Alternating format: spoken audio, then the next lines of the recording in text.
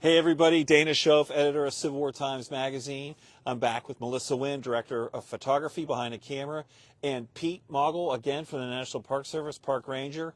And we have crossed the Rappahannock River, which is to Melissa's left. She can pan there and quickly show you, and we'll get back to that view in a second. I just want to orient you, but that's the town of Fredericksburg on the other side of the river. So we have crossed the river, and we have come to the grounds of Chatham, which is this marvelous house that you can see, and this was the headquarters of William Buell Sumner, Pete was saying, Union Grand Division Commander here. So this is a Union perspective, more or less, from where we were. Mary's Heights, you see these steeples, and Pete's going to explain these steeples to us, but Mary's Heights is kind of to our left front there. And again, that was all open ground over there in 1862, so there's river crossings across the river that take place here, and the troops march into town, and then they'll pivot to their left to make some of those big attacks. Basically, they march out, and then they left flank, and then they will face front again and charge across that open ground. So, Pete, there's a lot of stuff to talk about here. It's really cool. Sure. Let's briefly introduce, I know we're kind of working backward because we didn't start with this, but it's good to talk about. Give us a brief thumbnail of both armies here. Mm-hmm. Yeah, so the Army of the Potomac is 120,000 soldiers strong at this battle. It has a very unique structure, which you alluded to when you're talking about this is Sumner's headquarters. Burnside has basically grouped 2 infantry corps to create grand divisions, and there's 3 grand divisions in the Army here. The Right Grand Division, commanded by Sumner, primarily attacks Mary's Heights. The Center Grand Division, commanded by Joseph Hooker, is kind of reserve division, but they do kind of funnel troops to both ends of the battlefield. And then the Left Grand Division, that's commanded by General William Franklin. Unfortunately for Burnside, who is new to command, already expresses some doubts about his, qualification for this. In my opinion, those 3 subordinates are kind of a recipe for disaster. Franklin is a little paranoid. He's the highest ranking Democrat in the Army. He's worried about what will happen if the Army loses and he's going to be called out like his friend Fitzjohn Porter. Hooker is kind of like an intriguer who thinks he should be in command. He tells everybody what he would do and likes to point out what people do wrong. And then Sumner, who's been in the Army longer than Burnside has been alive. I don't want to say he's a yes man, but he's probably not going to give you a whole lot of constructive input. Burnside needs help, and that's not going to be a lot of help from those 3 subordinates, unfortunately. And again, all these people, all those guys I just mentioned, are fulfilling roles that they've never really done before. They might have been in command of a corps, but now they are in command of an entire army, 2 corps grouped together. While ostensibly this is supposed to make things a little less unwieldy, I don't think it actually works that way for the Federals here. And Burnside, is often reviled as incompetent, but in the time period, he had a very successful North Carolina expedition. Or successful, right? So he had some bona fides before he got this position. And, it wasn't like, they picked some guy that everyone thought was a loser. I mean, he had some successes to build upon. So, he, following McClellan, seemed a logical choice to turn to. Most definitely. He's appointed for his perceived skill set, right? Like Lincoln is not going to put somebody in command. I mean, Lincoln had to ask Burnside 3 times. He feels that he is the most qualified candidate. Right. And Burnside, I think, is one of the few commanders during the Civil War who's willing to acknowledge the fact that probably nobody is fully qualified to command anything over than a few thousand soldiers because the United States military wasn't anything close to this size. So, and right, Burnside, I know sometimes we bring up Burnside's bridge at Antietam. He is not criticized for that by the time of this battle. It's later on when people start heaping on more blame after Fredericksburg. But no one finds fault with him. He's not he's not a political appointee or anything like that. No cronyism going on. He's not a political player. I think that's what Lincoln likes about him. Right. So Burnside and his 120,000 men, they're facing about 72,000-ish? Maybe 75 to 78,000 for Lee. Yeah. For General Robert E. Lee. And that army is a little different. Those commanders have worked together a little bit longer, right? Most definitely. And it's a very simplified command structure. Basically the Confederate infantry is split between Longstreet and Jackson. Lee is overall commander, Jeb Stuart as the cavalry corps. And they've been in a few battles together. They kind of know each other. So much different dynamic than than the Union Army. And of course, the Confederates are going to be on the defense here. Sort of static. Right, they've been in Fredericksburg now for yeah. weeks, some of them at least, and they've had time to assess the ground. This is, for the Confederates, it's more or less a prepared They're well prepared. battlefield. It's not a meeting engagement where you just run Right. into the enemy. This is something that you could, and they make use of that at Fredericksburg, especially on this end of the field. And meanwhile, in comparison, the Federals have to bridge a river to get into the battleground. So they've got a much more complex undertaking. And of course, the pontoon bridge, and there's a model of one here, very innovative structures. The pontoons are actually boats. And they would line up these boats, which that they would put decking across to create these pontoon bridges. And these are all hauled by horses on wagon and kind of make their own wagon contraption, so to speak. They get held up for a number of reasons. They don't get here quickly enough. It slows Burnside down. Quick anecdote. Wesley Brainerd was a Union engineer who wrote a memoir, Building Bridges in Wartime. That's at least what it's published under. And his bridge was actually at Berlin, which is now Brunswick, on the Potomac River, way up the Potomac in Maryland, not far from the Antietam battlefield. And he writes that after Antietam, when McClellan moved the army back into Virginia, well before Fredericksburg, they built a bridge there, a couple of them. And then he said, we were literally forgotten. I'm paraphrasing, but we were just sitting there. We didn't even know what was going on with the war. We couldn't go far away because guerrillas were all around us. We're sitting there at the bridgehead, and one day a staff officer writes up, oh, God, there you are. We found you. Get your stuff packed up. We need you in Virginia. So there's this bizarro world of like, where are the pontoons? We need them. And they got to gather them up. Then some of them get stuck in canals and all sorts of stuff, delaying getting them here. How many? They had 5 bridges here, right? It's actually 6 altogether. 6, yeah. okay. So how many are right here? There would have been 2 at what we consider the upper crossing on the northern end of town. Okay. 1 bridge on the southern end of town, down by the city docks. And then there were 3 bridges built right next to each other about 3 miles south of us. And the 3 bridges, that's Franklin's Crossing, right? That's what they call. Okay. Yep. So there's these 6 bridges, and these the ones here, they begin to build them on the 11th of the December. early morning hours. Very early morning hours. But down here where Fredericksburg existed, who's in those houses down there? Barksdale's Mississippi Brigade, who's been in there for a few weeks. They've had time to go ahead and avail themselves of buildings that they feel will provide the best cover. They've loopholed some buildings. They blockaded streets. It's an interesting thing here. We were talking, I guess. And by loopholing, you mean knocked things in the wall that they could shoot from. You got it. That way only your musket can go through and you don't have to be exposed. Right.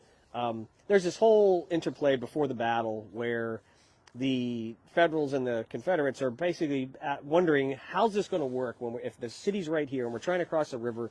The mayor's involved, the citizens are considered. Long story short, Lee makes a decision that they are going to hold here at Fredericksburg, and he stations soldiers in the city. And that pretty much sets the precedent that we are going to use this town as a fortress, and therefore the Union Army is pretty much going to be expected to open fire on it. I mean, if you're going to have your soldiers use private property for defense, that means that private property is going to now become part of a battle. So the Confederates are conscious of that. Yeah, they have to. We're putting this town in the crosshairs, right? This is a colonial town, colonial era town. It was actually a deep water port, right? At some point, I mean, they had some fairly large vessels that could come up the Rappahannock here, right? Oh yeah, the Rappahannock takes you all the way down to the bay. So that's the reason Fredericksburg was established, is that this is the last point on the Rappahannock below the fall line. Otherwise, anybody who wants to bring goods and put them on the larger market could bring them to Fredericksburg and beyond. Yeah, so it's been around since colonial times. A lot of Union troops talk about it being a dusty place or a quaint place when they get over there because to them, it's old, right? But it's a well-established town with a deep history. Washington lived here, of course, and other colonial notables. But, by putting his army here, Fredericksburg's about halfway between Richmond and D.C., right? About 40 miles from each, roughly speaking. So it's dead center almost in the Eastern Theater. Not a great place to be. And so that's how the armies sort of arrive here. So there's this vicious fighting. They finally stop the bridge building. The Federals unleash a thunderous barrage on the town. Was the town occupied by the civilians at the time? Were they in the town when this happened? There was no mandatory evacuation order of sorts. A lot of folks by this point had seen the writing on the wall. They picked up and left. Now, some people had left right when the armies first got here, but then weeks went by with no battle, and they returned. So they're kind of like waiting for a sign of when they should leave. Some folks are trying to get out of town after the shootings already started. By our estimation, of the 5,000 inhabitants at Fredericksburg during the time of the war, we think that about 4,000 of them are gone. Which still leaves somewhere around 1,000 women, children, enslaved. They're in otherwise. there, right?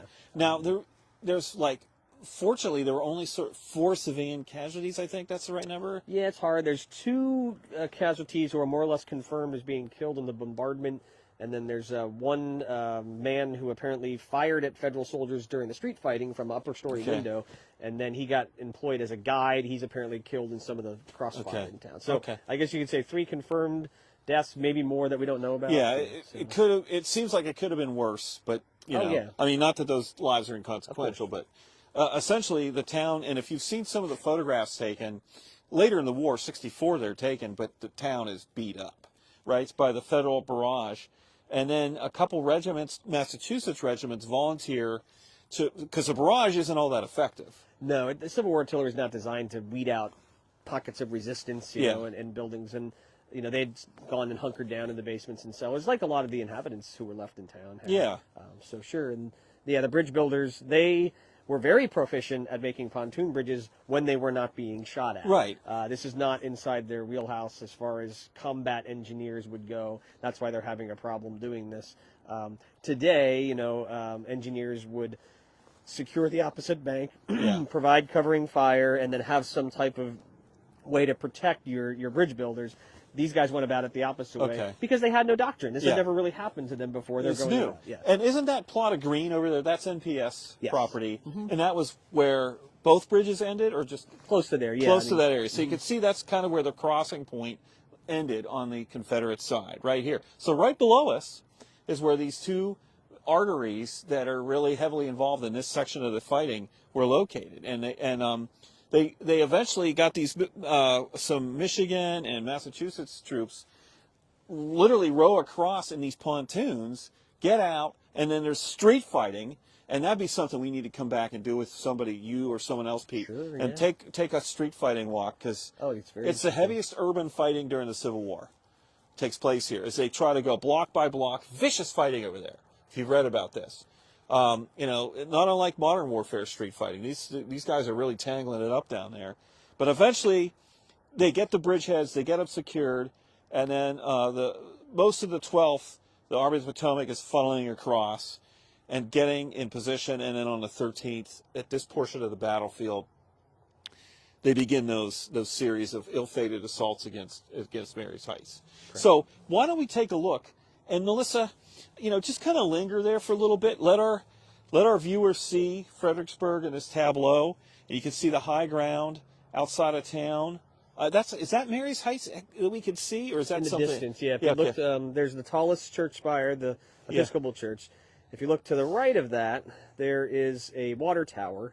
Marie's Heights, the National Cemetery, the area where the visitor center is, would be between that tallest church spire and the water tower that's in the distance. That's about a mile away. A mile away. So that's Mary's Heights we can see from here. Yes. And it's amazing. And Darius Couch, the 2nd Corps commander, was in that tallest steeple, correct? Yeah, he's trying to basically direct back and forth via signal flags what they observe from that steeple back to Sumner. Right, and the Confederates get wise of that because they can almost see from the opposite side the profile of the flags, so they start firing on that steeple during the battle.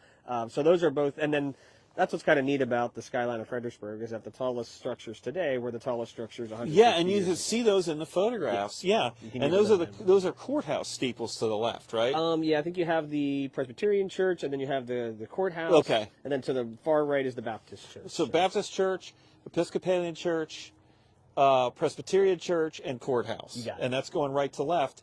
And you can see the water tower out there, and Couch is in that steeple, and he's watching his 2nd Corps get decimated, and he said, "My men went into the ground like melting snow." Like snowflakes melted into the ground like snowflakes hitting the ground. Something very powerful and evocative like that. And that description just chills you, right? He's watching his men disappear as they try to charge up there. Yeah. And Yeah, so the town, at least in this section, kind of has a wartime feel. Lower buildings, right? Smaller residential shops, no major big buildings. So it still has, at least from this distance here, sort of at least the 18th, 19th century height feel to it. So really fascinating to be up here on top of the heights. Now, Chatham itself was a hospital, right? Correct. And yeah. Walt Whitman is here, correct? Mm-hmm. Yeah, there's a few among notables. other notables after the battle. Oh, yeah, so they funnel a lot of the Union casualties back over the pontoon bridges, and Chatham is basically turned into a triage, center. There's basically an operating room in here. Now, some of the Confederates from Barksdale's brigade who were casualties are also brought back over. They're brought over, wow. Brought all the way across the pond's ends. Yeah, I mean, they were POWs, and now they were needing medical attention. So yeah, there's a big red flag or sheet that they put up here to try to, mark it as a hospital. We were talking about how these guns that we have here today, directly on the grounds, are kind of cheating because that would not have been the case during the battle. These big, what are these big? They're rifled. Yeah, 4.5-inch. 4.5-inch rifle, which you don't typically see on a fluid battlefield because they are part of a siege train that doesn't actually catch up with the armies most of the time. But because the armies waited here so long, they were actually able to make it. So yeah, they purposely left this devoid of artillery batteries. This was also a headquarters, like I said, for Sumner. Burnside watches the battle from the grounds at Chatham. This is kind of his command post. And as he tries to make sense of what he's seeing, for whatever reason, Burnside cannot comprehend the magnitude of failure that is going on here. And I don't know what that's attributed to. I don't know if he's not getting good reports, if he's in denial, if he's just exhausted. But, as the day goes on and he gets towards the twilight, he still wants to launch more attack. He wants to go across the river and personally lead the Ninth Corps into battle, and he's talked out of that by, I believe, Sumner and others. But it's hard to say when you stand here, how much he really could have seen through field glasses and been able to, process and all. But, it just have been something to watch the smoke and everything billowing. Sure. You mentioned, Pete, there are about 5,000 inhabitants of Fredericksburg. Right. Do you know how many of those were African American? Yeah, I want to say it was about 1,500. 15. That's a sizable chunk of the in population. Yes. Yeah. So, what is their experience? We talked about, of course, the overall, the white families have to evacuate, and then once the Federals are in town, the Confederates shell the town too. So, the white families have a lot of damage from both sides. African Americans, though, this is another interaction between the Federal Army, and they see this as a chance to get away, right? Oh, yeah. There's a lot of fleeing taking place at this time. Yeah, from enslaved people. Oh, yeah. I mean, during the December battle, most of those enslaved folks had already tried to gain their freedom back in the summer when the Union Army occupied Fredericksburg in April all the way through late August of 1862. And it's interesting when you see the accounts. We don't have a whole lot of accounts from enslaved people. We do have a lot of accounts from the soldiers. And for enslaved folks, the Union Army is freedom, right? If you can get to the Union Army, your life will be forever changed. And Fredericksburg was the place that the Union Army was, kind of furthest, going south and other than, I guess, Fort Monroe and areas down here. But for any enslaved people in Spotsylvania County or the general this is the environs, deepest penetration in Virginia of the Union Army, Fredericksburg. Right, and if you were enslaved and you were comprehending escaping or freedom prior to the Civil War, okay, it's complicated, right? You're gonna have to get to Pennsylvania or Ohio. You have to here. It's a few miles away. Get in the lines, right? And there's soldiers who are gonna welcome you in ostensibly before what you're told. So it's estimated by a railroad head from the Union Army that after the enslaved would gain their freedom, they would use the rail line to head north from there. And he estimated about 10,000 formerly enslaved people came along the rail line north of Fredericksburg, 2 points beyond. So that's a big... a lot of people. And now we know there's the account of John Washington, which has been published in... African-American John Washington. Yes, he was enslaved in the city, and he took it upon himself to cross the river and come over. And it's interesting, he's very excited, and the Union soldiers are congratulating him. But then it's kind of like, well, now what happens? Right. Like, the Confiscation Acts have been passed. The Emancipation has not, but there's no set policy in place. Okay, well now you have a job. A lot of formerly enslaved and the Confiscation Acts basically allow the Union Army to confiscate enslaved people as material of war because they're seen as helping the Confederacy, and that really is an evolution before emancipation, because the Lincoln administration, at first there's no policy. And then they're like, okay, well, we'll call them contraband of war, which is an older term than that. Started even before the Confiscation Acts, but it's now policy. You can confiscate enslaved people because they're helping the Confederate war effort. And so that's how these people, when they escape, get to stay, basically. Yes. Yeah. Right. But again, there's like, they get here and then what, you know? Yeah. I mean, and also some of these Union troops are not that really great to these African American people, you know? Well, I think that's the thing. If you're a Union soldier from, let's say, Maine or Michigan, and you have never even seen a black person in your life, slavery is something you heard about, but you don't really know what to make of it. Now you see it firsthand, and you talk to formerly enslaved people who tell you about what had happened to them, and now all of a sudden it hits home with some, not all, and then it's okay. You know, wow, geez, we should fight this war to end slavery. Right. We should go ahead and change this. It is not acceptable, and it's interesting. You see that in the writings of guys who are kind of struggling with this. Their views before and now seeing this firsthand. I think Wilbur Fisk. Yeah, he's around here. Yep. Has that interaction with he sneaks out of camp to get milk from a black guy, and I think he ends up saying, you know, I kind of start to think the problem is they haven't had education, because, you know, meeting them, they seem capable. He had never met an African American until he came in the Union Army and came to Virginia. So not, you know, it's not a rosy story. I mean, there's a lot of problems when they get into the Union camps, but 10,000 people, it's a lot of people. Oh my gosh. Well, then also, you got a few things going on here. You have, you know, all these, you know, folks, the white people in Fredericksburg in this area who had relied on enslaved labor for, you know, their money that had inherent value. Now their lives are turned upside down. Right. So all this is kind of, you know, going through. There's a really remarkable story of an enslaved man who belonged to the Lacey family, the owners of Chatham. And during the course of the Civil War, he gained his freedom. So he would have labored here somewhere. Probably. I mean, the Lacey's also own property out at Elwood, so he might have been in either one. But either way, he's in this region. Okay. He gains his freedom. He waits after the emancipation. Well, I guess at one point he had worked for the Union Army as like a wagoner or something of that nature.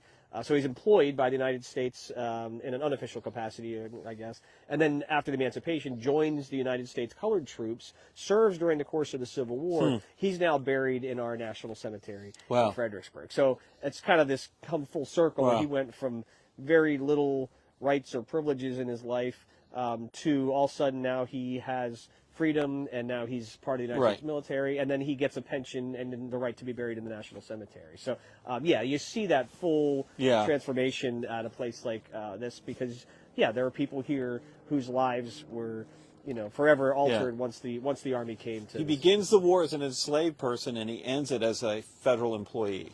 Which is kind of... Yes, and he lived to be a ripe old age. He got a pension for like 40, 50 years. Yeah, that's really kind of crazy. Definitely, yeah.